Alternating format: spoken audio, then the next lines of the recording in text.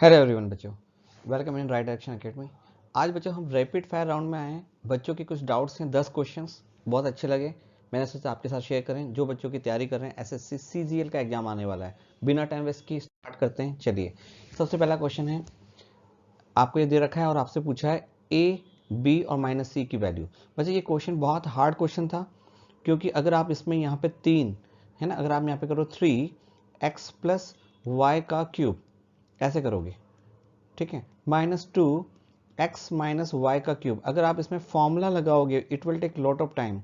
कर तो लोगे, बहुत टाइम लगेगा, क्योंकि यहाँ पे इसको a लोगे, इसको b लगोगे। फॉर्मूला आपको पता है कौन सा लगाना है, a cube minus b cube वाला, ठीक है। यहाँ पे लगेगा a minus b bracket a square plus a b plus b square. तो ये फॉर्मूला नहीं लगाना है। क्यों नहीं लगाना है? क्योंकि इसकी कैलकुलेशन बहुत ज़्यादा होगी। यहाँ पे ए रखाओगे, फिर बी लगाओगे, उसके बाद फिर देखो इसको सॉल्व करना है, तो यहाँ पर ऑलरेडी इसका स्क्वायर करोगे खुद ब्रैकेट में, तो कितना टाइम लगेगा। तो इस क्वेश्चन में थोड़ा कॉमन सेंस लगाना है कि सर यहाँ ए बी और माइनस सी पूछा है, और देखो यहाँ पे क्या है, A x square B y square और सी एक्स वाई। अगर आपने यहाँ पे एक्स स्क्वायर की जगह 1 हो गया, बी स्क्वायर की जगह 1 हो गया, तो ए भी आ जाएगा। और माइनस सी चाहिए, मतलब या तो एक्स या फिर वाई, किसी एक को -1 ले ले। चलो इसको -1 ले लेते हैं, तो इसको +1 ले लेते हैं। ऐसा करने पे तो अब आपका क्वेश्चन हो गया कि सर ए है ना, ए प्लस बी माइनस सी निकालना है। तो इसके लिए हमने क्या किया, एक्स को -1 ले लिया और वाई को बच्चों 1 ले लिया, और ये पूरा क्वेश्चन आपका सॉल्व हो जाएगा। ठीक है, कैसे, देखो यहाँ पे लिख देते हैं 27 -1 प्लस 1। अब देखो ये तो पूरा ही 0 हो गया, खत्म, है ना। -8, एक्स की क्या रखा, -1, इसकी जगह क्या रखा था, 1 रखा था, ये क्यूब हो गया। अच्छा, अब यहाँ पे देखो एक्स की जगह क्या था, -1, वाई की जगह +5, और ये वाली टर्म्स आ गई जो हमें निकालना है। ठीक है, तो कितना फास्ट हो गया, देखो -2 की पावर क्यूब, तो माइनस है ना, ये कितना हो जाएगा 8, तो ये हो जाएगा 64, और डिवाइडेड बाय कितना करना है, 4, ये प्लस हो जाएगा ना, देखो 4 से ही हो गया 8, तो इसका आंसर हो जाएगा 8। ठीक है, ये वाले टर्म्स का आंसर हो जाएगा, समझे आप। ऐसे ही करें क्वेश्चन। ठीक है, दूसरा क्वेश्चन था ए कंप्लीटेड, बड़ा अच्छा लगा था question, A completed in 18 days. A किसी कार्य को 18 दिन में करता है। जैसे ही क्वेश्चन आया फटाफट एलसीएम मेथड लगाना है। बी कंप्लीट द, बी उसी काम को करता है 32 दिन में, फटाफट एलसीएम लगाना है। They start working together but B work only for 8 days. They start working together, उन्होंने एक साथ काम किया, पर बी ने कितना 8 दिन ही काम किया। ठीक है, then after work is completed by A if they. तो ये क्वेश्चन आसान नहीं है, क्योंकि आपको इतने पैसे को बांटना है और इसमें दिन अलग अलग है दोनों के, तो ये क्वेश्चन सिंपल नहीं है। इसका जब एलसीएम लेने में कुछ प्रॉब्लम होती है, तो इनमें अगर कुछ कॉमन दिख रहा है तो उसको आप अलग कर लो, है ना। जैसे इसमें 2 9 18 होता है, तो 2 इंटू 9 कर दिया मैंने, और इसको कर दिया 2 इंटू 16 कर दिया। ठीक है, अब इसका एलसीएम ले लेते हैं। 2 2 1 2 आ गया, और जो बाकी बचा हुआ है उसको ऐसे एज इट इज लिख देते हैं। ठीक है, यहाँ पे इसको 16 आ गया, और यहाँ से इसमें क्या आ गया, 9 आ गया। अब देखो क्वेश्चन में क्या दे रखा है कि बी ने 8 दिन काम किया। पहले इसको गुणा करो, 16 दूनी 32, तो 9 दूनी 18 का 8, हंसे लगाए 9 27 और 1 28, 288 वर्क आ गया। अब इसको 8 दिन काम करवाना है। देखो कितने दिन काम किया, 70। अच्छा, दोनों ने काम किया साथ, है ना। They start work together but B work only for 8 days. अच्छा, दोनों ने साथ साथ काम किया, तो दोनों को करवाना पड़ेगा। 16 9 25, 25 से 8 से गुणा करना है, 25 25 25 25 200। तो इन लोगों ने 200 काम कर लिया।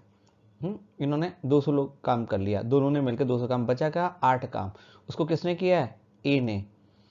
ए ने कितने दिन में किया होगा, ए का 16 से भाग देते हैं, तो इतने दिन में किया होगा। ठीक है, 4 चौक 16, 4 से 2 2 2, 2 से कर दो 11 और 2, तो ए को एक्स्ट्रा इतना दिन लगा। अब देखो आपको क्या देना है, ए का वनडे वर्क दिन कितना है 16, और बी का वनडे वर्क कितना है बचा 9, ये होता है वनडे वर्क दिन। और दूसरा क्या लगाना है, डेज। डेज, ए ने कितने दिन काम किया, ए ने पहले तो सर 8 दिन काम किया था, उसके बाद 11/2 दिन, और बी ने कितने दिन काम कर किया, 8 दिन। तो इन दोनों को गुणा करके ही क्वेश्चन निकलता है, ये रेशो निकलता है इनका। ठीक है, आता है आपको।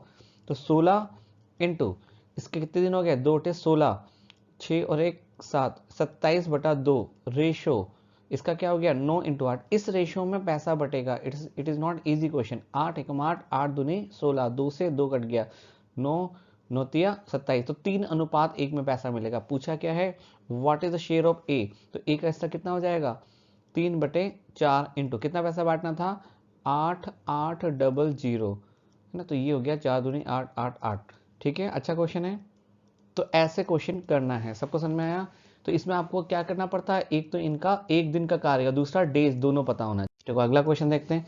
ये क्वेश्चन पूछा गया था एक और बच्चे ने कि ये सर देन एक्स इक्वल, तो ये बड़ा सिंपल है आपका। देखो फंडा क्या है, दोनों तरफ एक्स होना चाहिए और बाकी सब पावर को आप सॉल्व करो। देखो कैसे, एक्स के ऊपर पावर एक्स है और बाहर ब्रैकेट में एक रूल होता है, ब्रैकेट के बाहर पावर क्या हो जाती है, गुणा हो जाती है। तो ये बन जाएगा 5x/4।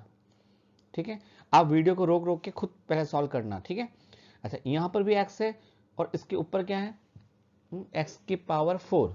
अच्छा ये शायद कुछ ओके कुछ मिस्टेक तो नहीं है इसमें, x की पावर 5/4। ओके शायद ये x की पावर 5/4 है, ऐसा कुछ होगा। ये वो ब्रैकेट के बाहर था और ये इसमें पावर था। तो देखो दोनों तरफ x है तो ठीक है, तो ये इसके बराबर हो गया। तो हम लिखेंगे sir 5x/4 equal to x की पावर 5/4। यहाँ तक ठीक है, ठीक है, if I am not wrong. अच्छा अब देखो ये x नीचे चल जाएगा और इसकी पावर ऊपर जाके -1 हो जाएगी। तो आप बोलो x की पावर 5/4 -1 इक्वल टू 5/4, लिखोगे नहीं लिखोगे? यहाँ पे हो जाएगा 4 में से x/4 बराबर 5/4। अब आपको पता है अगर x निकालना है तो क्या करें, वर्ग करते हैं, वर्ग नहीं वर्ग का वर्ग मतलब पावर 4 लगा दें। तो इधर मैंने पावर 4 लगाई तो ये कट जाएगा, इधर मुझे लगाना पड़ेगा पावर 4, है ना। तो कितना हो जाएगा 625 और 4 256, ये इसका आंसर हो जाएगा। ठीक है, आ जाएगा क्वेश्चन। अगला क्वेश्चन अलजेब्रा का क्वेश्चन है, एक अच्छा क्वेश्चन है। x - 1/x इक्वल टू 5 दे रखा है और पूछा ये है। सबसे पहले आपको देखना कि जो पूछा गया है उससे कुछ ना कुछ सीक्वेंस बन रहा है क्या। देखो पावर कितना है 6 है ना, पावर कितना है 3। तो आपको ध्यान रखना है कि सर अगर मैंने इसमें x3 का भाग दे दिया तो ये पावर हो जाएगी x की पावर 3 और यहाँ पे हो जाएगा 1/x की पावर 3 और ये कट जाएगा। तो ये क्वेश्चन में ऊपर और नीचे x की पावर 3 से आपको भाग देना है ना, ऐसे करना है।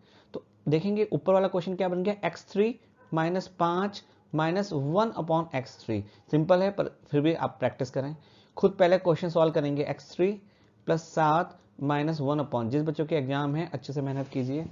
ठीक है, मैं जितना हो सकता है अपनी तरफ से मैं ट्राई कर रहा हूँ। अच्छा अब आपने देखो इसकी वैल्यू 5 दे रखी है तो इसका फॉर्मूला आता ही नहीं आता है आपको, x³ - 1/x³। रिवीजन हो रहा है आपका, जिन जिन बच्चों के डाउट है उससे आपको फायदा होगा। आप अपने भी डाउट पूछ सकते हैं कमेंट्स बॉक्स में।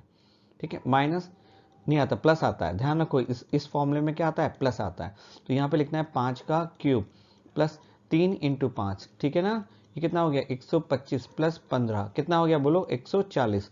बस तो यहाँ पे जहाँ पे ये है वहाँ पे लिखना है आपको 140। तो 140 - 5, जहाँ पर ये है वहाँ पे लिखना है 140 + 7। ठीक है, तो कितना हो गया 135/147। कटता है क्या, 5 और 3 8 और 1 9, 7 और 1 8 हो जाए 12, तो 3 से कटता है। 3 चौक 12, 3 पंजे 15 और 3 चौक 12 और 3 नम 27। तो ये इसका आंसर हो जाएगा। ठीक है, आ गया।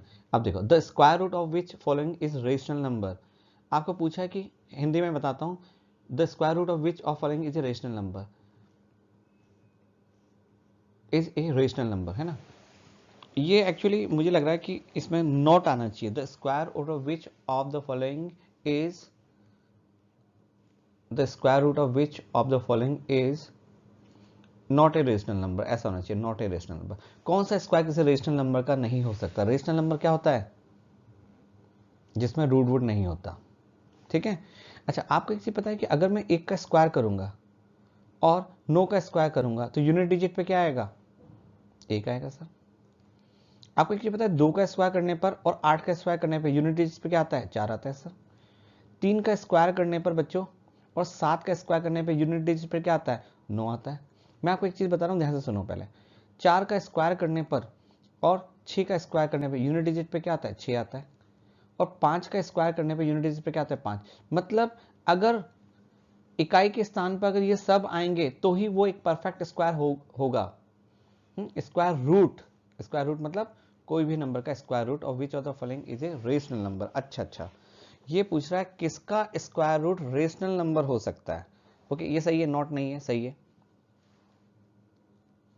ना। रेशनल नंबर और एक होता है इरेशनल नंबर। अब आपको पता है कि सब किसी का भी स्क्वायर है ना, इसका स्क्वायर रूट बोल रहा है, जैसे इसका स्क्वायर रूट एक कोई नंबर होगा, तो इस नंबर के बारे में पूछ रहा है कि ये नंबर ऐसा रेशनल नंबर होना चाहिए। इरेशनल नंबर मतलब जिसको सॉल्व नहीं किया जा सकता, रेशनल मतलब जिसको सॉल्व किया जा सकता है। और आपको पता है कुछ भी नंबर हो भाई एंड तो इन सबसे करेगा।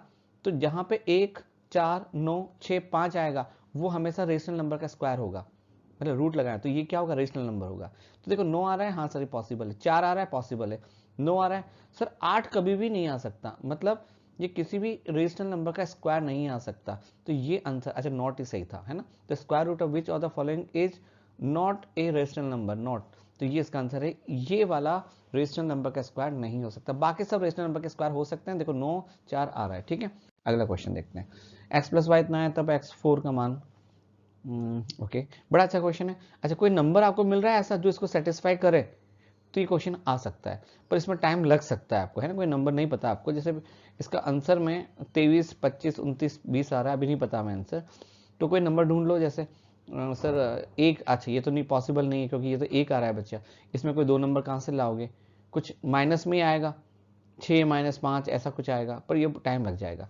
तो इस क्वेश्चन में आप सबसे पहले तो इसको थोड़ा सा सॉल्व करके देखो कि इसमें आ क्या रहा है, x square y square minus 2xy equal to 12। अच्छा ये आपने क्यों किया, ये आपको हमेशा ऐसा इसलिए करना है क्योंकि जब x4 प्लस y4 निकालोगे तो इसके फॉर्मूले में हमें जरूरत पड़ेगी। देखो कैसे, x square plus y square का अगर मैं स्क्वायर कर दूं बच्चों, ठीक है, तो क्या आता है बोलो, x4 आता है सर, प्लस y4 आता है ना, plus 2x square y square आता है। अब ये मुझे इस क्वेश्चन को वैल्यू पुट करना है, अब ये मुझे चाहिए। अच्छा अब ये कहाँ से निकालेंगे, ये दे रखा है, नहीं दे रखा, तो इसको वापस से सॉल्व करो।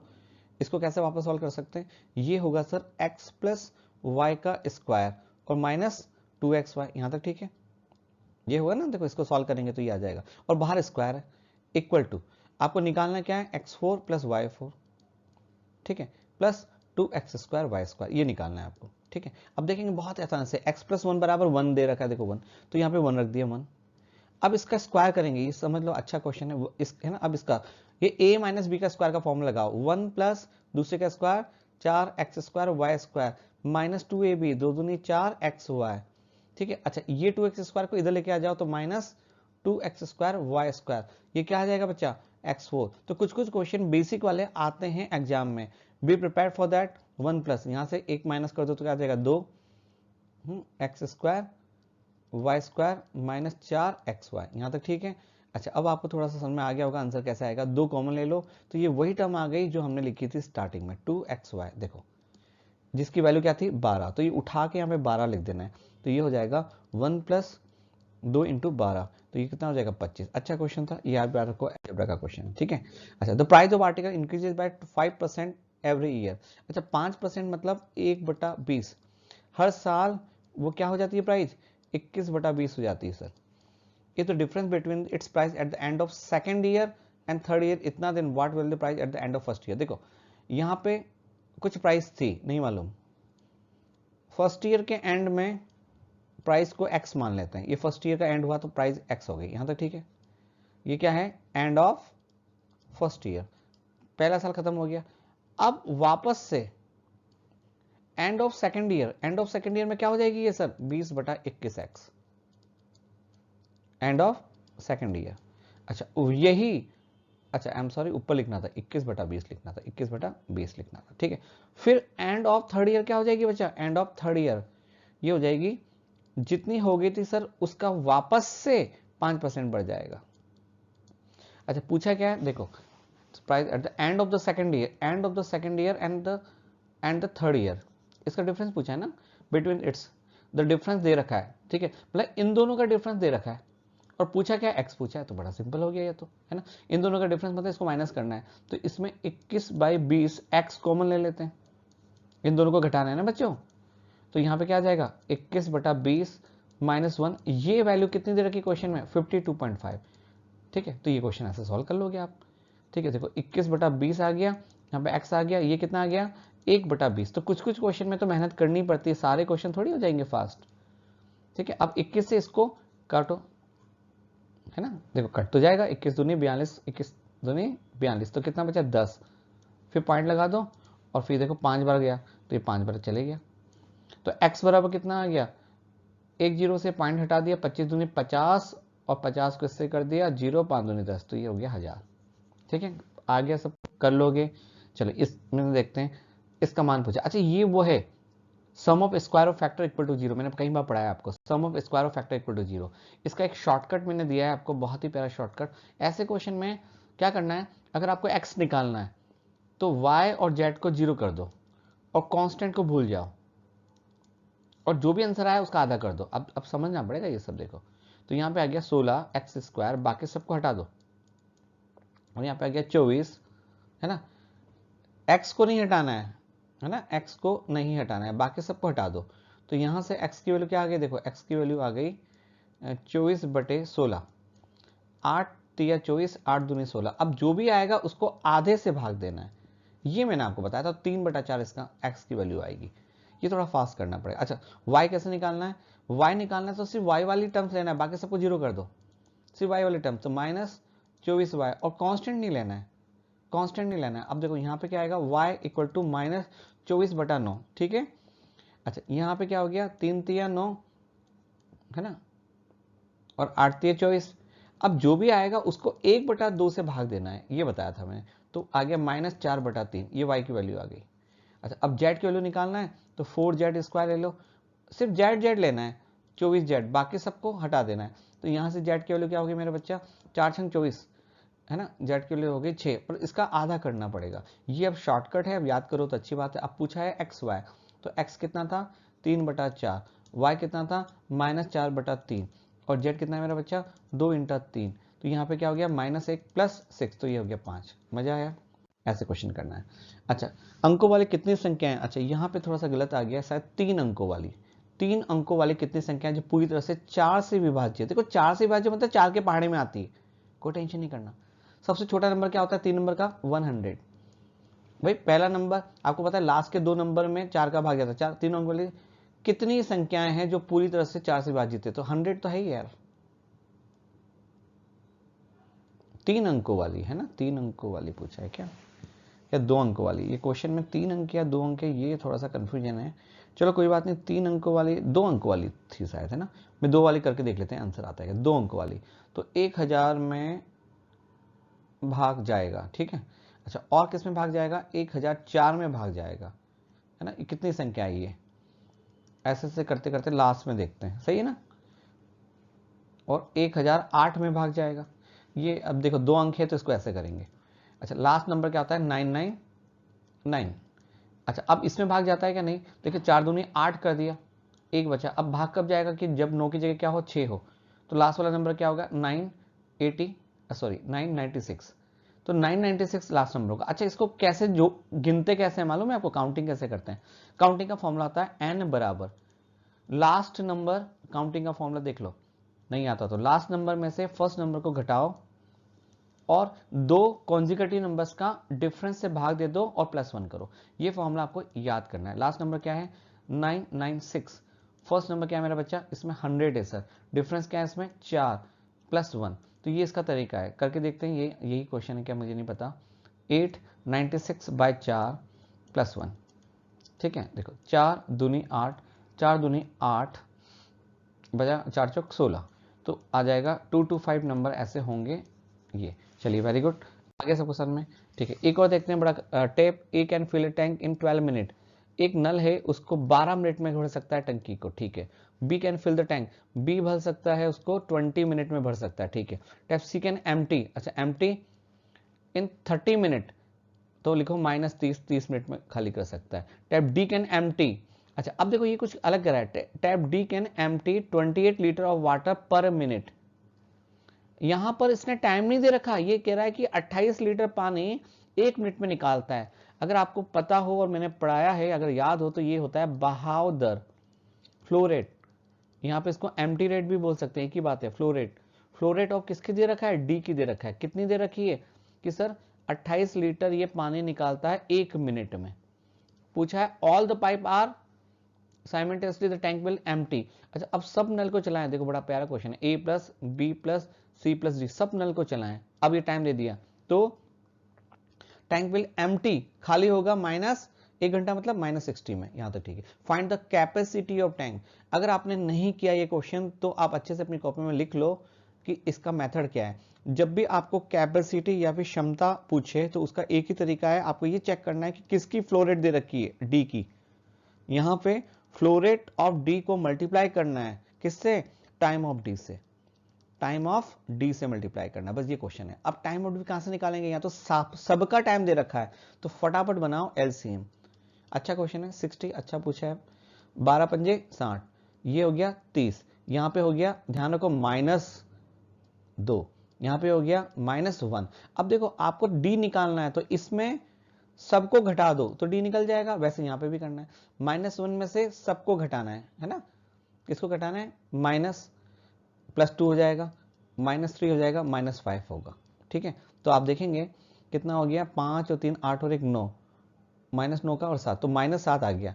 तो अब इसका टाइम क्या आ जाएगा, डी का कितना टाइम आ जाएगा, कितने मिनट में ये टंकी को खाली कर सकता है, 60/7 में। अब यहाँ पे बस ये रखना है, फ्लो रेट कितना दे रखा है 28, इसको मल्टीप्लाई करना है 60/7 से और सीधा आपका आंसर हो जाएगा 7 चौक 28 और 4 चौक 24, तो 240 इसका आंसर है। बड़ा प्यारा क्वेश्चन है, वेरी नाइस। आ गया, चलिए आज इतना ही। तो इसी तरह अपन फास्ट रैपिड फायर राउंड करेंगे 20-25 मिनट का, और उसमें अपन सारे क्वेश्चन की प्रैक्टिस करेंगे। अगर आपको ये अच्छा लगा हो तो मुझे जरूर बताना, तो मैं इसको कंटिन्यू करता हूँ। और आप सैटरडे के लिए कौन सा टॉपिक आपको पढ़ना है जिसमें मैं 2-3 घंटे में वो टॉपिक पढ़ा दूंगा, वो आप मुझे कमेंट बॉक्स में लिखना कौन सा टॉपिक आप पढ़ना चाहते हो। ठीक है, बाय बाय बच्चे, आज इतना ही।